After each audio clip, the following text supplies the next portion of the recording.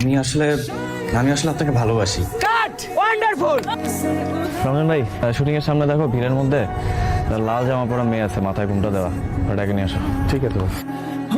আসসালামু আলাইকুম। আমি যদি কোনো ভুল না করে থাকি, আপনি আয়ান তাই না?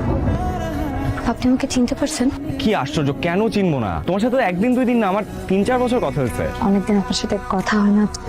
কিভাবে হবে? তুমি তো আমাকে ব্লক করে দিচ্ছ। এনিওয়ে, তুমি এখানে, আমি আছি কিভাবে জানলে? আপনি তো এখন বড় সেলিব্রিটি।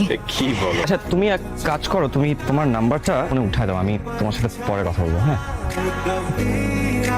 হ্যালো, আমি রনক। আমি জানি, কিভাবে? কারণ আপনার কণ্ঠটা অনেক পরিচিত তাই। এসব হেয়ালি বাদ দিয়ে ঢাকায় কবে আসছো সেটা বলো। সেটা অনেক কথা, এত সময় আপনার হবে না। তাহলে টাইম নিয়ে কথা বলি, কালকে ফ্রি আছি বুঝছো? চলো একসাথে লাঞ্চ করি। এখন কি তোমার টাইম হবে না? হবে। ওকে ডান, তাহলে কালকে দেখা হচ্ছে। ঠিক আছে। সো সরি, আমি দেরি করে